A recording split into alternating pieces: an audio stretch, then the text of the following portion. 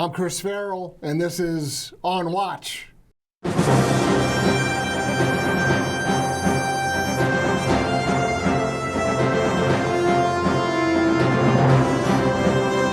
to On Watch, everybody, the Judicial Watch podcast where we go behind the headlines to cover news and information that the mainstream media really does not want you to know about. We try to recover some lost history, and we try to explain the inexplicable. Today I have help doing all of those things. Welcome, Dr. Shea Bradley-Farrell. You are a strategist in national security and foreign policy. Yes. You're also president of Counterpoint Institute for Policy, Research, and Education. Yes, glad to be here. Welcome to On Watch. Thank We're glad you. that you're here. You've been up to all sorts of international mischief. You're just recently back from Argentina. As usual, yes. We'll talk about Argentina in a minute. Okay. I think the headlines in the last couple of days beg a discussion that touches on an article that you wrote about the Ukraine war. Mm-hmm. So we know that in the last couple of days, Ukraine has launched long-range ATACMS missiles into Russia. We know that they've also used the Shadow Storm cruise missile. That's a Brit weapon. And then in return, or in reply, reported this morning, allegedly, the Russians used it depends on who describes it. It's either described as a medium-range missile or as an intercontinental ballistic missile, but nonetheless, the Russians have upped their game with their own missile attack on Ukraine. Mm-hmm. It looks like an escalation to me. Absolutely. And I bring that up because you, in Human Events, just wrote an article, and it's called How Trump Ends the Ukraine War in 24 Hours. Yeah. So, this seems to be a huge crisis. We could be escalating towards a war that President Trump vowed to get us out of. Yeah. So what's going on? Tell us your view. We're provoking a nuclear power, and this is an unprecedented move by the Biden administration. We have never before done what we have been doing in Ukraine to very slowly, well, not so slowly, walk us up to being almost in combat ourselves with Russia.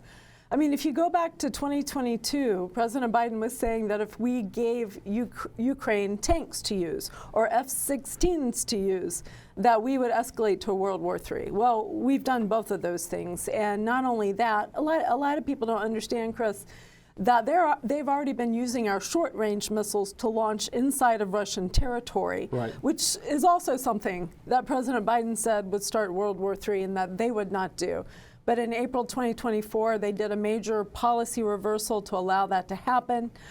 We know that this fall, Ukraine did an incursion into Russian territory, also using our armored vehicles, our weapons, those from Germany as well. If you look at the launch of these long-range missiles in context of that, you'll see we've been walking up to this escalation for 2 years now. Let me ask you a question. Oh, go ahead, finish up. I just want to say, but this allowing them to use the ATACMS, the long-range ATACMS, this is a dangerous new step in this, and that is because the United States must be involved in programming the launch of these missiles. That is a big deal. It's a big deal. But I want to just go back to something you said. So Biden says we can't give them M1 tanks because that would be World War III, and then he does it. Right. And then he says we can't give them F-16s because that would be World War III, and then he does it. Right. Was there ever really a big explanation of this policy reversal, or was it just, well, they need it? I didn't hear an explanation, did you? No, and that's because a lot of these things have been done in secret. Right. You know, sometimes we do things in secret because it's in our interest. I think in this case, a great deal of it was done because the American people don't want this. Right. President Trump was just elected partly under this mandate that he will end this war. Right. So the Biden administration knows that Americans want this war ended. And interesting, Chris, you know, Gallup just did a poll on Ukrainians. 52% of them are ready to negotiate also. They're fed up. They've paid a very high toll for what's gone on there. Yes, they have. In your Human Events article, on Trump ending the war in 24 hours, or quickly, let's just say, in a matter of days. You walk through some points, some ideas of how he can do that. Why don't you tell us about that?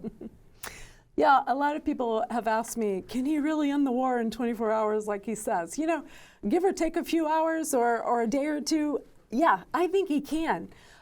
He has the correct understanding of the problem in Ukraine, what started the war and what will end the war, and we can get into that. Besides that, he has the respect of our adversaries and our allies around the world. This peace through strength thing is a real thing. It keeps the world stable when the U.S. has strong leadership. But also, Chris, he's been laying the groundwork for this, I think, since the beginning of his campaign. And he has done what the establishment here in D.C. either has been unwilling to do or unable to do, like, you know, put our embassy in Jerusalem. Right, that was a huge move. Huge move. And that's been promised for decades. Yeah, right. But nobody would do it. Right. The unprecedented Abraham Accords that I think were genius because they really, they brought stability to the region in a way that was mutually beneficial for Israel and the countries going into agreement with them. That's really a financial or economic It is. deal. And it's increased the economic growth in the Middle East. You know, so anyway, I could go on and on. I don't think people even know what the Abraham Accords are. I think that he doesn't get enough credit for that. He doesn't. Because people, you know, they hear the term, but they don't realize what was involved in hammering that out. Right. And the mutually beneficial growth economically between Israel and countries that had been, like the UAE. they're like sworn enemies, right? Right. And I think that Saudi Arabia may be on the verge. I think once Trump comes back into office, they may come around and do that as well. I do too. But he's done a lot of things. Like, you know, I think around 6 NATO members were actually paying their share of defense, Right. 2% GDP. And now there's something like 23 of them. So it's steadily grown. And it is because he took responsibility for it, stood on the world stage, and said that they had to do it. So He embarrassed them, really. He's embarrassed them. He said to That's them, right. look, we're tired of carrying the weight for this whole thing. You guys swore to do something. You're not upholding your end of the bargain. Right. And people don't like that. They get very antsy. They get very nervous when someone says, hey, wait a minute, that isn't what you agreed to. Why aren't you doing this? Right. And you fast forward to the Ukraine war, Right. we are by far the largest provider of all assistance, you know, in one package, but especially military aid, which is, if you want to get back to how to end this war, Yes. first thing is to declare ceasefire and peace negotiations, because that telegraphs to the world what the U.S. policy, the U.S. position is. Nobody has done that except for Hungarian Prime Minister Viktor Orban, no world leader. So once he does that, and Russia, actually Putin, the whole time has made indications that they were willing to negotiate. Zelensky has not. Right.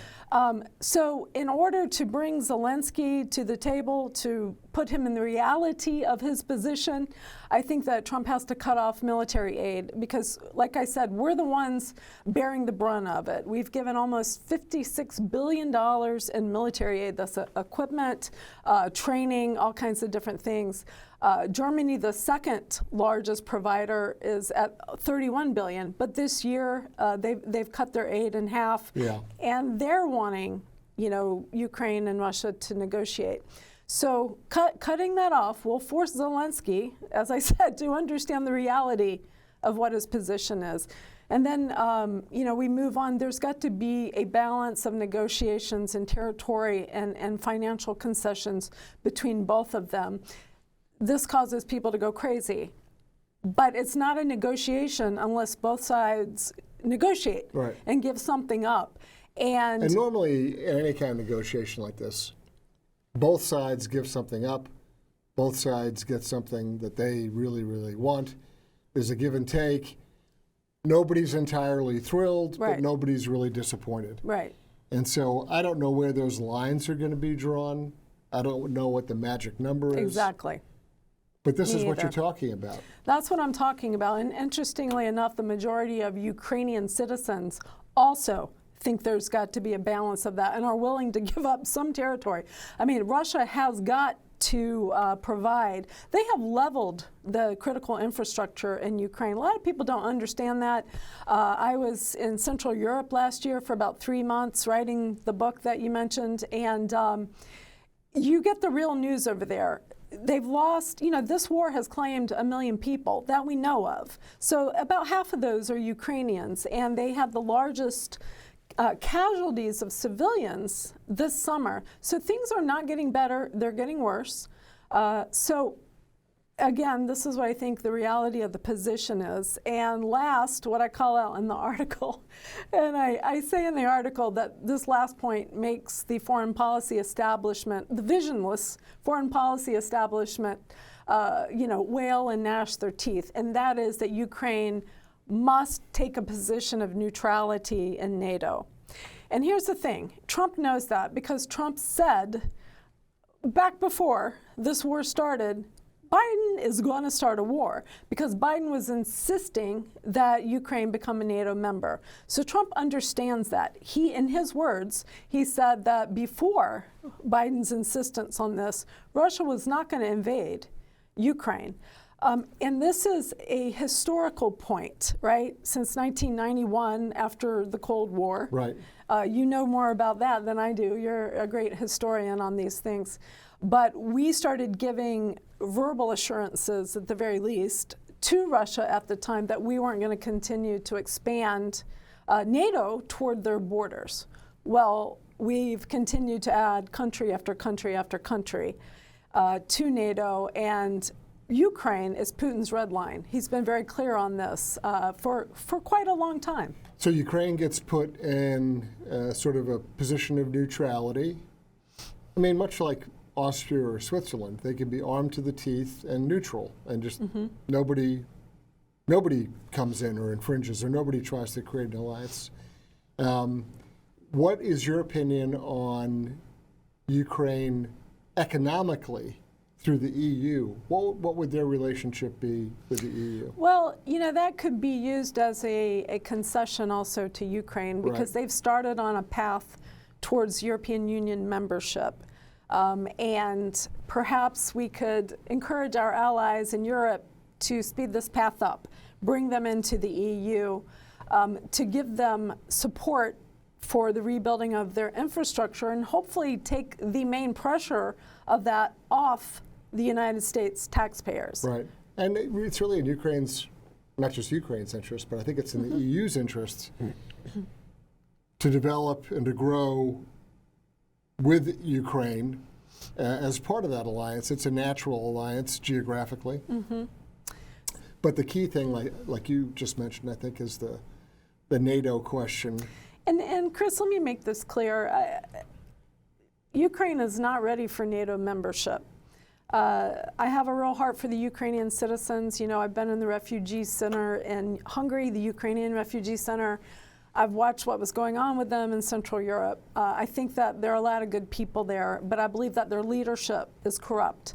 A lot of people don't know that Zelensky, over the past year, has repeatedly fired defense officials, senior defense officials, because of skimming money off of, out of the Department of Defense. It's always ranked as one of the most corrupt countries in the world. He's outlawed political opposition. He's closed churches, nationalized TV media. This is not a democratic country, or it's not led by a democratic leader, that is for sure. Right. So they're not ready for NATO membership, in my opinion.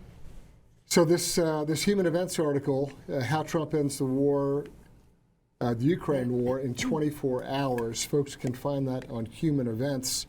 But what I think is interesting about this particular article is that it's really, at least in my view, it's a subset, or it's kind of the capstone maybe, of a larger policy paper that you've written.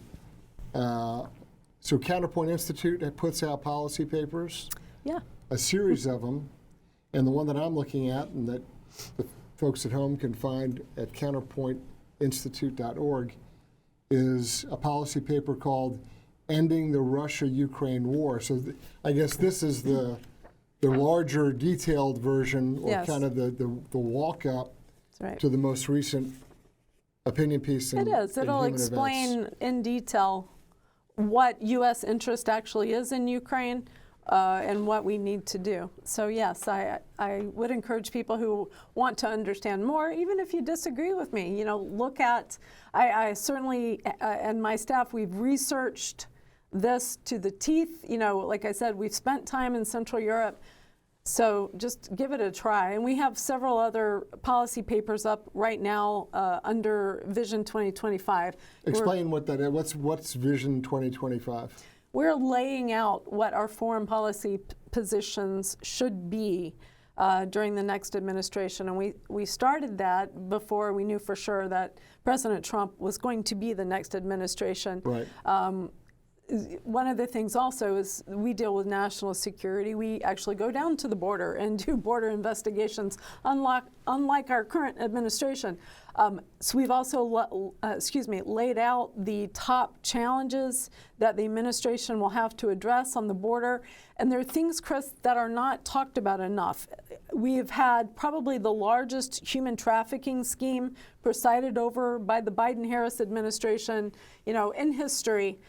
We have very serious challenges of terrorist networks being built in the United States, coming through our open borders, the fentanyl crisis. So we lay these out. There's an unprecedented number of Chinese who have come in illegally, who just, you can read it in detail, but there's a lot of evidence that networks are being built also by the Chinese. So it's a lot of work. I want to address those kind of in serious, so just give me a second to go back. So we talked about Ukraine war, Trump being able to end that in 24 hours. That was a Human Events op-ed. There's this first paper, this series you talked about, ending the Ukraine-Russia war. I think the section titles on this are great. So the first one is, within the paper, you've got 5 sections.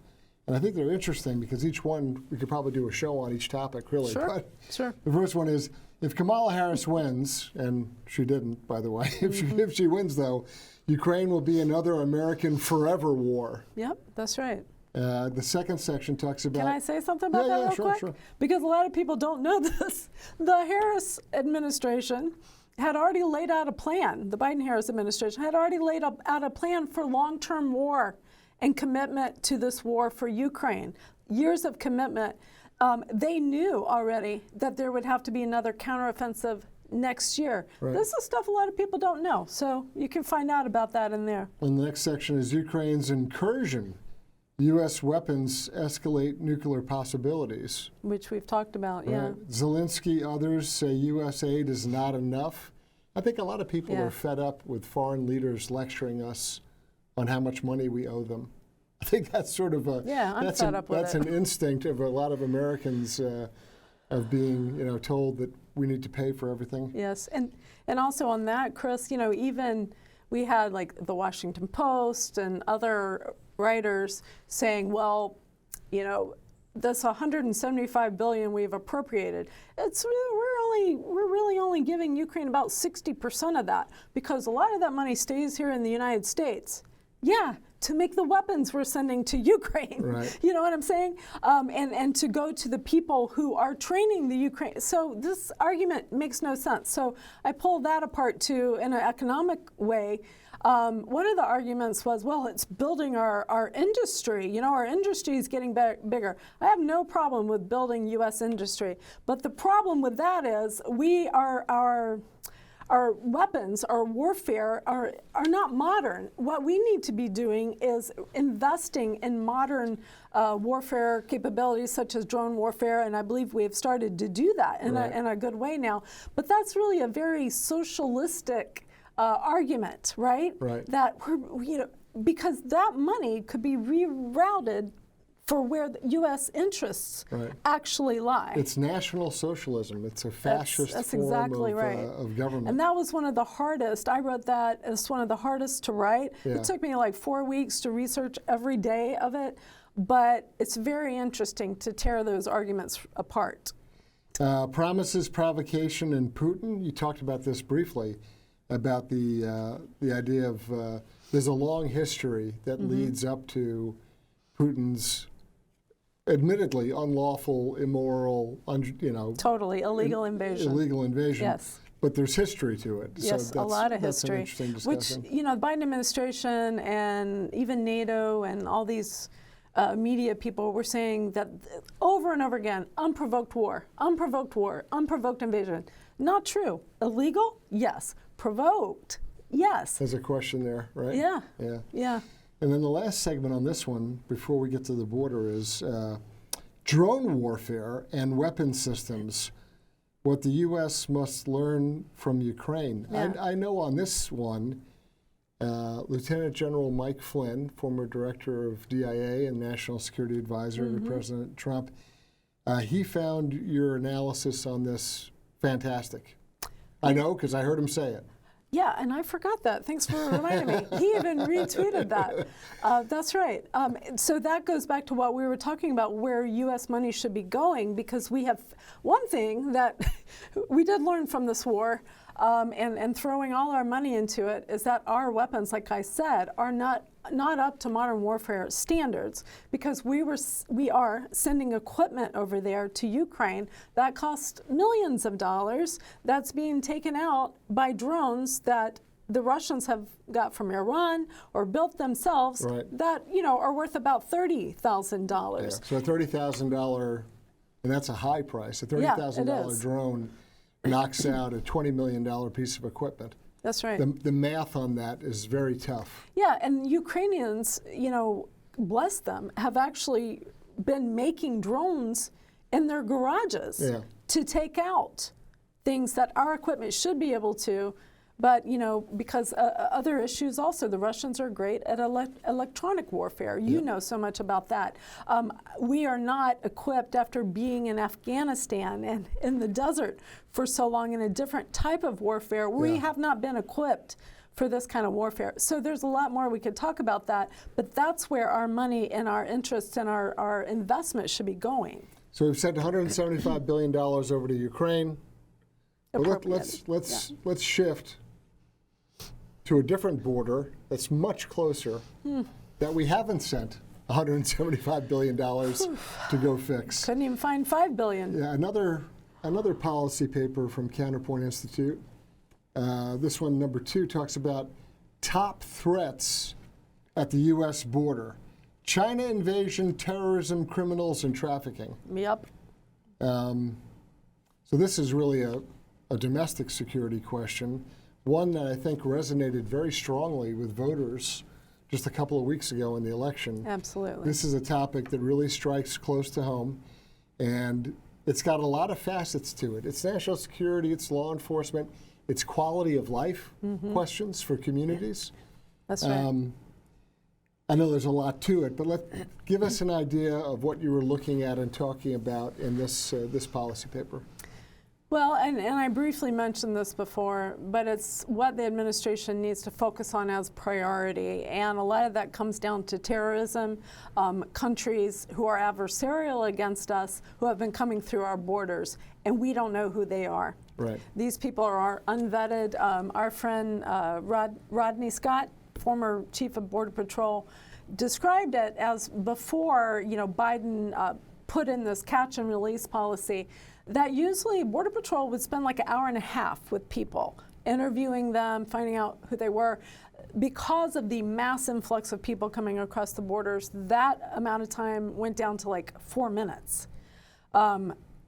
We can go on and talk about the fact that we don't know who's in this country. Right. One of the things that we found out also from ICE is that hundreds of thousands of illegals with criminal histories have been released into the United States. We don't know where they are. So you'll hear arguments about, we don't know where these people are. Maybe they left, maybe they've been arrested again, maybe they're on streets. These are murderers, these are rapists, these are people who are robbers. They're violent criminals. They're violent criminals. And I think that's going to be, this is my own interpretation, and it's not too far of a stretch. These are the people that are at the top of Tom Homan's list. I agree. And I think he's going to do a great job. He's talked about, and the president has talked about very aggressively doing mass, large-scale deportations. And I believe that the very top of the list of priorities are the guys that you just finished describing. That Absolutely. that group, we're not worried about the guy who's, well, we're worried about him, but he's not the top of the list. The guy who's a roofer in Dallas, okay, he shouldn't be here. But there's real criminal gangs, the Tren de Agua people, the MS-13. That's right. And those are the people that are going to get the focus, I believe. And I think they are, and Holman has said that, and I believe he's the guy to do it. I think he can really, I think he'll be critical in getting people out, looking first at people who are criminals, connected to terrorism also in some way. And you will see, mark my words, you're going to see a dramatic decrease in crime. You know, this is something also I debunk in this paper. You remember in the debate between Harris and Trump, right? She said that crime had gone down, or David Muir, whoever that was, jumped it in to fact check Trump. Here's what the truth about it is. During the Biden-Harris administration, violent crime in the U.S. went up by 41%, and you can read about it in the paper where this comes from. Under the previous Trump administration, it had gone down by 17%. So we don't have data directly showing how illegal immigration is connected to this. But, you know, common sense and also research done in Europe has shown that there is a connection. And you're exactly right. You know, these are the people that should be targeted first, and I believe that Holman would do that, will do that. And of course, this is a problem that Trump is inheriting that was, in my opinion, manufactured. It was created. Absolutely. By Biden, Harris, unnecessary. Mayorkas, the various other minions. Mm-hmm. They set out to do this. They set out deliberately to compel or to create the conditions for this mass migration into the country. They sure did. I mean, it all starts with catch and release, where Border Patrol and even Homeland Security agents were telling me, we've been told to let these people go unless they're on the terrorist watch list. Sheriffs were telling me, we've been told to let the people, you know, right at the beginning of the Biden administration, we've been told to let the people go that are in our jails. Where are they going? And even the people on the terrorist watch list got through. They got through, yes. So, I mean, there's instances of them running around loose. And, you know, Homeland Security basically issues a press release saying, whoops. Mm-hmm. And, I mean, there's no consequences for Afghanistan, yeah. Something I know that you've written on in this paper and talked about are some really startling numbers about China and the number of Chinese entering the country. I don't think folks have an idea of the scale or the shift, sort of the pre-Biden. What's happening with Chinese? Yeah, it's crazy, Chris. When we published this paper, which I believe was October of this year, about 160,000 Chinese have come in illegally into the United States. And my understanding is that nobody leaves China without the Communist China, the CCP, knowing about it, right? So if you compare that with the whole 10 years, and this is just during the Biden administration. 160,000. Yes, plus, more than that. Under Biden. Under Biden. If you look at the at the 10 years prior to Biden's administration, 15,000 in total Chinese illegal immigrants had come in. So 10 years before, 15,000. Yes. Biden takes office to now at least 160,000. Yeah. Maybe it's 200,000 by now. Who knows, right? I'm sure it is, yes. And so that didn't happen by accident. It did not. And, you know, I read some reports, and actually some former FBI officials sent a letter to Congress this year saying we are looking at the patterns of the people coming in illegally. And it looks to us like it's an organized network. And I don't doubt that it is, Chris. You know, the Chinese government has like a whole of government approach to the United States and influencing us and taking us down, quite frankly. And that approach includes hurting U.S. citizens. So the question is, not just my question, but the question of other experts is, how many of these Chinese, let's just say it's 1%, right? Illegally here. Right. How many of them are here to sabotage our water supply. Right, they're bad actors in our some way. infrastructure, right, to hurt the American people in some way. It took, 19 people to kill thousands on 9/11. Right. So this is a very serious thing. So if you just stick with the number of 160,000, so it'd be 1,600 people. Yep. So That's right. of the total population of Chinese, if just 1% were bad guys, Illegal, and I'm talking about illegal immigrants here. Right. Yes. and you say, well, so these are people that are involved in some kind of subversion or sabotage or just disruption, and there's a bunch of different ways to disrupt things. Yes. That's 1,600 people running around loose, and we really don't have a handle on who they are, what they're doing, No, where they are. we don't. We don't know where they are or who they are. I mean, I think Holman's going to do a lot on this, but I'm trying to point out what the main problems are, because there have been networks formed, I believe, to be adversarial against the United States, and not just me. And Chris, if you couple that with the fact that there's an unprecedented amount of fentanyl-related drugs that have been pushed through our border. Right. We know that China sends fentanyl, what's the word? I can't think of the word. Derivatives, what's the word? I've lost the word. To Mexico. The precursors, right? Where the cartels mix those with other drugs that people in the United States take, thinking it's a Xanax, thinking it's whatever. A recreational drug. Recreational drug. Right. Don't take anything that hasn't come from your pharmacist. Right. Because people are dying not knowing they've taken fentanyl.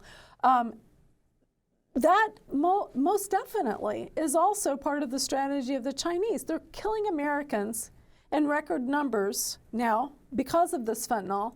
And, this is the #1 killer of people between ages 18 and 45. That's our youth group there. Right. You think that's a mistake? That's not a mistake on part of the Chinese. That's strategic. Another thing that's not a mistake, and this is really disturbing. I've covered this in other podcasts, different interviews with people.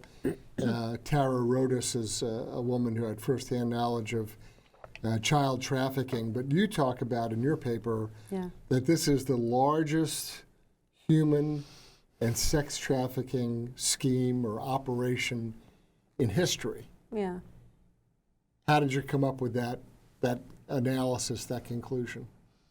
Because of the unprecedented numbers flooding through our borders, I believe it's up to 20 million people. We do not have data on our borders saying how many of those have been sexually abused in some way. However, we have data further down in South America to show that it's about at least 1 in 3 of women and children, and sometimes men, coming across. You can read more in the paper, but here's another fact. The percentage of women dying as they've crossed the border on the U.S. side, I believe it has tripled. It's in my paper. I believe that number has tripled since Biden took office. More women and young girls are coming. But Chris, I could give you some more stats and things on that. But I think what made the greatest impact on me is I go down a couple times a year to the border, Arizona, New Mexico, Texas, a little bit in California, and hearing the stories of the people that live there, the U.S. citizens there, of law enforcement, of Border Patrol, of medical professionals, of the women, the teenagers, the little girls who have been sexually harmed. And it's devastating. In fact, I don't even like to talk about it. I get upset. Talking to one professional, a guy recently this year, he was telling me that, and he's, like I said, a medical professional. He was telling me that he sees it on a daily basis, and that the young girls that are going into our country, we have to realize that they are also going into our schools. They're in our communities. And his question was, and I think it's very valid, what is the psychological impact? What is the health impact on our societies through this? These women, these young girls, this is not a issue that has even been acknowledged by the Biden administration, by the media, so there's no help put in place. Right. It's not just the physical trauma of what they've experienced through some kind of sexual attack or assault, but it's the emotional and mental impact or consequences of that. Because they're walking around with that inside them, right? I mean, that's... Yes, and you know, I had a story from a Border Patrol agent who tried to rescue an 18-month-old who was not able to rescue this little girl from drowning, tried to, and they found out she had been horrifically raped, you know, in ways I can't describe here on camera. But that's why I get choked up. I watched men telling me these stories, them getting choked up and crying over it. It's a very bad situation.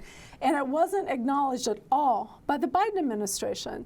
So this has been a hard They actually talk a big era. game. The Biden administration talks a big game about women and children. Yes, they do. Right? They're supposed to be the big defenders, and they understand, and they protect, and they defend, and they're fighting for women. Yeah. There's no evidence of that in the stories that you're talking about. No, in fact, they abandon these women and these children. They put the processes and the methods in place to encourage them to come in. And it's a very bad situation.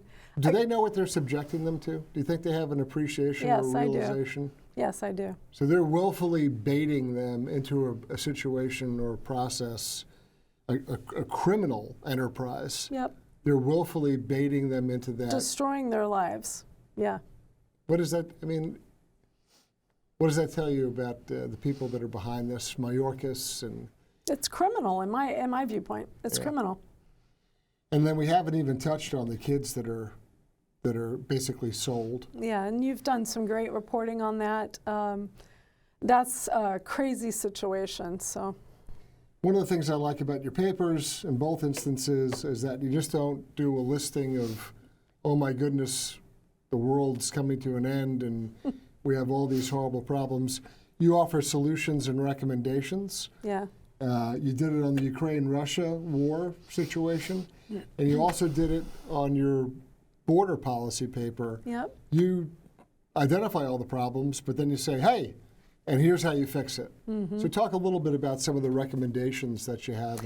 Yeah, and you know, I can't go into minute detail in a policy paper, but the very first thing, and this sounds like duh, you know, but it's it's something the Biden administration didn't do. The very first thing is to declare to the world that our borders are closed, which I believe the re-election of Trump has already done. I believe that people will start, if they have not, deporting themselves. Self-deportation. Self-deportation. Right? It's very interesting when you apply risks and consequences to something where that people take heed. In other words, you know that if you come through our borders, you're not going to be let go again with catch and release. You're going to be arrested. Right. You're probably, you know, there's a greatly reduced chance that you're going to want to come through like you did before when you knew you would, you know, have free money and all this kind of stuff. So that's one of the very first things. And we need to revisit things like H.R. 2, Secure the Border Act. Counterpoint Institute was one of the organizations that pushed that through in the House. It was passed in the House, but not the Senate, of course. We need another act like that. And in fact, Mike Johnson has talked about that being the second act that they work on again. What it did was started rebuilding the wall again, put Mexico City policy back in place where people who are coming to claim asylum will go back below the border to wait. That's part of it. That's a remain in Mexico provision. Yes, I'm sorry. I said Mexico City policy, which is about international abortion and U.S. funding it. Yes, it's remain in Mexico policy. Yes, thank you. So you have solutions, which are great. And there's a lot of people that have spoken on this topic. I know that you're in an alliance with other organizations that are similarly concerned about these issues. And I think we're going to see some pretty fast results. Yeah, I mean, and part of it is mass deportations, multi-agency, I believe. It's going to cost us some money, but in the long run, we are going to be more secure. We are going to be safer. We can put America interests back in our focus. I know that Tom Homan, who we both know, is going to be the border czar. Governor Noem, who I don't have any contact with, she's going to be heading up Homeland Security. Another person, I think, who's very sharp on these issues, and he's got a tremendous personal background, professional background, is another mutual friend of ours, Derek Maltz. Absolutely. And I He's think great. he would be fantastic He would. in a senior law enforcement role. I don't know what title or which agency. I mean, Yeah. however that's worked out, there's people, I'm sure, working on that. But Derek Maltz is another real I hero agree. in this, in educating the public. And Especially about the fentanyl situation, how Right. it's killing people. And he has a real heart for it. And Right. he's extremely qualified and experienced. yeah, I know he's an ally of yours. Yep. So I'm going to shift. We've talked about some great policy stuff, some great ideas, Ukraine war, policy papers you've developed, and these are on your website at counterpointinstitute.org. That is correct. You can find them up there. We also have a paper up there about how to, about foreign aid, because if you knew where U.S. foreign aid was going, it's going to make your hair stand on end. Right. But we can find ways to fix that. We have focused aid on social agendas instead on actual humanitarian assistance. We need to cut staff. Anyway, Tim Meisberger, who worked under the first Trump administration Right. as Director of Governance and Democracy, he wrote that paper. I wrote the intro to it. He's got some great ideas. But yeah, may I say one more thing? Sure. Were you, okay. You're right. I feel like we've given people a lot of sad information today, and my point in doing that is to make people understand what the main challenges are. But we do lay out a vision, and I believe the Trump administration has a very good vision on turning like 180 degrees Right. from where we were going. Yeah. And our main focus, our main three goals, is to bring the U.S. back on that stage of the global leader Right. with the respect of our allies and our adversaries, which we don't have the respect of a lot of our allies right now. Second, to put our resources, like we talked about Ukraine, back on American interests first. These are finite resources. We can't keep printing money and going up in debt. It doesn't work long term. Right. And then three, it's what we were just talking about, closing the borders and beginning mass deportation. So there's a lot of things under that, but those are the goals. And so you mentioned that we talked about two of these papers. The third paper is on U.S. foreign aid. I agree with you. I think if the American public knew how many hundreds of millions of dollars or billions of dollars are kind of scattered around the world, some stuff I'm sure is good, but some stuff is absolute lunacy. You've got a Ph.D. from Tulane University in international development. You've run around all over the world, Africa, Middle East. Yep. When we're spreading money around, do people in the developing world, do they really care about transgender ballroom dancing, or do they want clean water, education, a chance to make a living? I mean, what are the choices that they're Well, given? I think you said it right there, obviously. Actually, a girl that I know used to know that grew up in Kenya went to the United Nations, I guess about 5 or 6 years ago, to tell the UN that. She grew up in a place without roads, without schools, without hospitals, and so she was trying to tell the UN, she did. We don't need your access to abortion. We need a place to take our kids when they're sick. We need roads to get them there. We need running water Right. so that our kids are healthy. That's the point. When you actually work within international development, not in one of these organizations like International Planned Parenthood or International Marie Stopes, Right. whatever it is, you don't ever think about, we got to bring these people who are, have an AIDS epidemic, we got to bring them abortion access. What? No, you're Yeah. trying to save people's lives. You're trying to teach. What I did was teach skills, economic development skills, and help people around the world to develop businesses, whether very, very small or very, very big. Right. Because once you can do that, and make your own income and you hold your own money, there's so much you can do with that. And women especially need that help because they'll use that money to better their families, better their children, research shows in some areas better than a male would of the family. So it's interesting. Yeah, it's important. And wait, I have to tell people why you said transgender ballroom dancing in Peru. It's a real thing. It's a real thing. The Biden administration was funding this in Peru. I don't know how many millions of dollars they spent on transgender ballroom dancing in Peru, as though that would have anything. Like you said, people want clean running water, a medical clinic, a school. I mean, the fundamentals, right?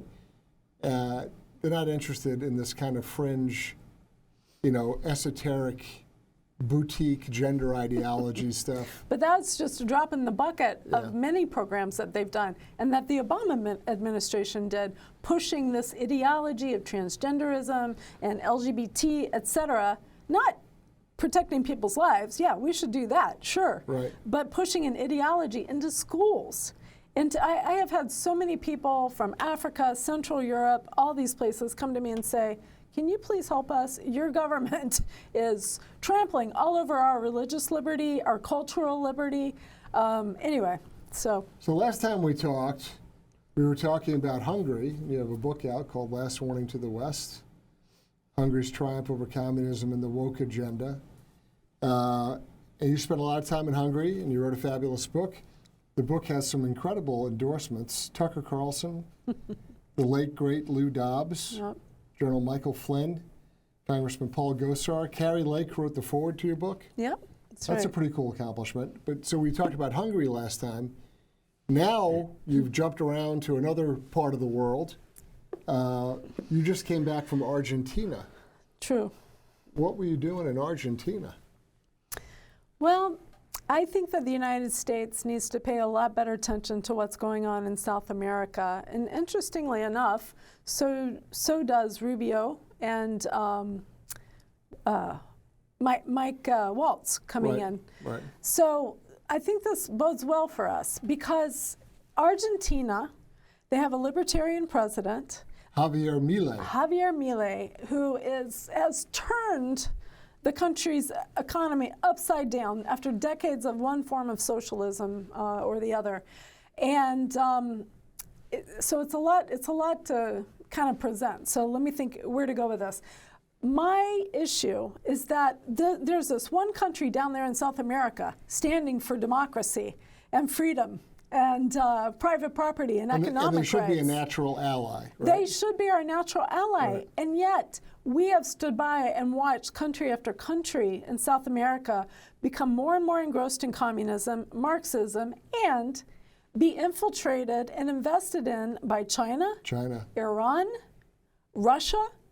So I really like the fact that Rubio, or maybe it was Waltz, is talking about a renewed Monroe Doctrine, where the United States is saying, this is our hemisphere. Russia, get out. China, get out. This is our hemisphere. We don't like you playing in here. And here's the thing. The Argentinians, they are interested in closer relationships with the U.S. I know that it may not be a perfectly compatible fit in some areas of trade. They have beef, we have beef, but there are things that we can work on. So anyway, I went down there, met with their foreign ministry, met with the vice president. Her name is Victoria Villarruel. I don't speak Spanish very well, but she's a really strong fighter on all these issues. I met with one of Javier Milei's leading economists, Hector Rubini. He has been responsible for a lot of, partly responsible for what's going on there. And Milei himself is an economist and an academic. Yes. So this is the economist's economist. That's right. Hector Rubini. So he's a certified smart guy, a certified smart guy. Yes. And so these are various people sort of either in the Argentine government and sort of the circles of President Milei, his ministries, his advisors. You mentioned the vice president. These are the people that you went down and met with. Yes, and Chris, here's what's going on. This is why I think we need to be involved. Milei gets into office this last December, I believe it was November, December, And he starts doing what he said he would do. He actually cut out 9 agencies. Yeah. He slashed these secretariats, like 50 of them, slashed 45 undersecretariats, started laying off tens of thousands of people. They call them gnocchi because they're people that only show up around the time that they traditionally make this pasta, this, Argentina's Italian, Spanish. Right. So that's payday when they show up. They show up for payday, and then they go back home. Right. So a lot of people are on the government payroll that are not working. Right. So in the words of a friend of mine there, they were invited to leave. I think that may happen in Washington, D.C. very shortly. I think that's going to happen. Yes, I think people are going to be invited to leave. That's just a guess on my part. Yeah, I like that phrase. But what's happened is he's got them out of their debt, their deficit. Inflation per month was like 25% a month. It's gone down to 2.5%. That's not to say that there's not problems still. There's a lot of people that are in poverty, between 40 and 50%. It's going to take a while for the economy to catch up to this. It's going to hurt, I think, in some ways, but it's got to be done. This country, in the early part of the 1900s, was one of the wealthiest countries in the entire world. Yeah. They're very European people, very prosperous people, and it's down now on the very bottom. Economically, they owe the IMF $44 billion. Nobody else owes that much. Right, it's a bad situation and the poverty of the people.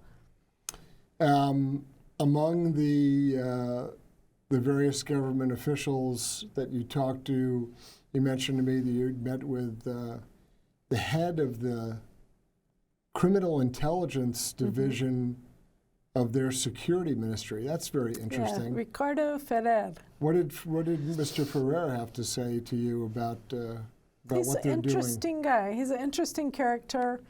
I think one of the things that was most fascinating to me is he was describing the networks of Chinese money laundering going on in the country. And I could not sit here and explain it to you because it is so intricate. Yeah. But it involves millions and millions of dollars that are being money laundered with these Chinese networks. And he is tasked with taking these down among other networks. Right. It is one of the a great big part, I should say, of them trying to squish corruption, because Argentina has had great corruption, squish this and invite more foreign investment into the country. It's a confidence builder. It is a confidence builder, yes. I think it's also interesting, you had mentioned that, not with a lot of detail, but that they were also looking at the involvement of Hezbollah and Iranian, either Iranians or Iranian proxies, and they're up to mischief in South America. I don't think most Americans associate Iranian mischief and Hezbollah and what are they doing running around South America. Right. I know he wasn't very detailed about that, but the fact that he's looking at that, and he's a criminal intelligence guy for their security ministry, I think that's fascinating. It is, and it's one of the reasons, I'm glad you brought that up, it's one of the reasons I think that we should be more involved down there because, yes, these terrorist organizations are also building networks, and they have a lot of influence in different countries, Venezuela being one of those. And our friend Joseph Humer, or maybe he says his name in South America, Humire, I don't know how he says it down there, but he's an expert on this. His writings are very good. He knows a lot. Actually, he opened up my eyes to the fact that these organizations were so powerful in South America. So what's your, I mean, it's probably unfair to ask the question, but I'll ask it anyway. What's your prognosis for Argentina? Is it a straight uphill climb, or is there light at the end of the tunnel, or are there opportunities for America? What's your kind of read, having spent some time down there with senior people? I mean, this was not. I mean, you met man on the street stuff, but also very senior folks. What's the impression you're left with? I think that there certainly is light at the end of the tunnel for Argentina. Like I said, it's hurting a little bit right now, but I believe that Milei can get them there. I believe that Vice President Villarruel can get them there. Interesting, she's a social conservative, like many of us here in the DC conservative movement are. She's very pro-military. So anyway, I do think that their government can get Argentina to a much, much better place, creating more opportunity for U.S. investment. I am encouraged by the fact, but if we're not interested in that, it's not going to matter. So I am encouraged by the fact that Rubio and Waltz, if they are for sure going to come in and take these positions, which it seems like it, State Department Secretary and National Security Advisor, seems like they are, that they are looking towards South America. I know both of them have been harsh on China's involvement in South America. Yeah. So I see hope towards that, because the Argentine government is interested in this. If we have a government that is interested in it, we can explore ways to collaborate. I also think it's interesting. I mean, you're the strategist. You're the one who pointed this out immediately, that the first foreign leader to visit President Trump upon his re-election was Milei. Javier Milei. So I think that Was he wearing his leather jacket? That I don't remember. Probably was. He probably was. But I think that also speaks volumes, right? Mm-hmm. It's small things. There's sort of symbolic things, but I think there's actually meaning and weight behind that. Absolutely.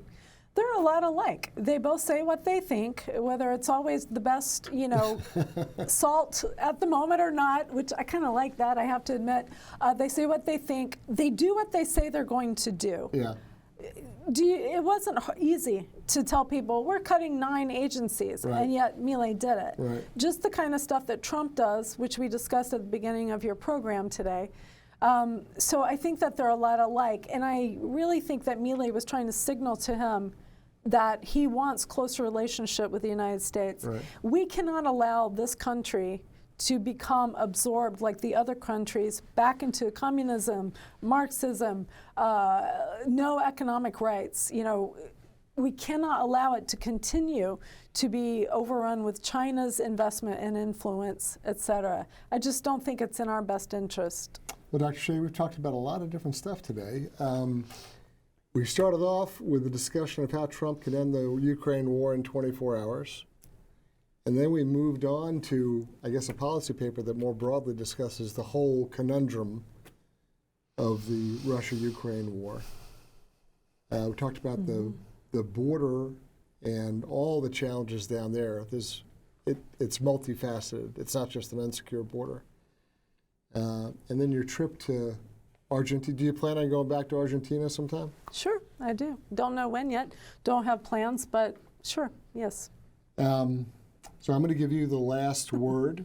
Where can people, we're going to promote your book again, Last Warning to the West, Dr. Shea Bradley-Farrell. Where can people follow your work and see what you're up to, and if they want to have you come and speak to their organization, or if they want to make a donation to Counterpoint Institute, what do they do? How do they follow you? Counterpointinstitute.org. It's very easy. Go to our website. We've got the policy papers here. They're free. You just download them. If you want to sign up for our newsletter, you can do that. Only comes out a couple times a month, but we get right to the point on what's going on and how we can fix it. We have a vision. Also on social media, I'm at Dr. Shea _DC on X and Instagram, and then Counterpoint is at Counterpoint DC on X and at Counterpoint Institute on Instagram. So at at Dr. Shea _DC. Yep, those are my personal ones. Right. But yep, so we would love to hear from people. We are very involved with our followers. Like I said in the beginning, we actually go to the border to find out what's going on. We go to the Ukraine Refugee Center. We go to Central Europe. We don't just sit writing these great policy papers in DC, which we do, but we like to get out and find out what the real issues are, what the problems are, what American citizens want as far as our foreign aid, where that's going. and to teach American citizens what's actually happening in our foreign policy. Because I've found that probably 75% of people have no idea that we're funding transgender ballroom dancing in Peru, Right. for example. Right, right. So you're organized, Counterpoint Institute is organized as a not-for-profit Yes, organization, we are. a 501c3. That's right. So you need donations, isn't that right? Yes, these trips cost money. You're right. You need folks that who appreciate your work to. I'm sure you have a place on the website to click and Of course. make contributions. Yes. We appreciate that. So I'm going to give you the very last word for the show. What are a topic or a subject or an idea that you'd like to throw out there to our viewing and listening audience that you think needs attention? Well, Chris, I think we've really kind of got very detailed on a lot of issues today. So I've probably almost run out, except that I'm very encouraged because that the Trump administration will be coming in again, because I believe that we will be doing, like I said, a 180 on the world stage. Already, nations are signaling the respect for the incoming leader Right. and the incoming administration. That goes such a long way in keeping Americans secure overseas and also in the United States. So there's a lot of different things that I think he will be doing, but I think that people can be very positive about our next 4 years, at least. That's very good to hear.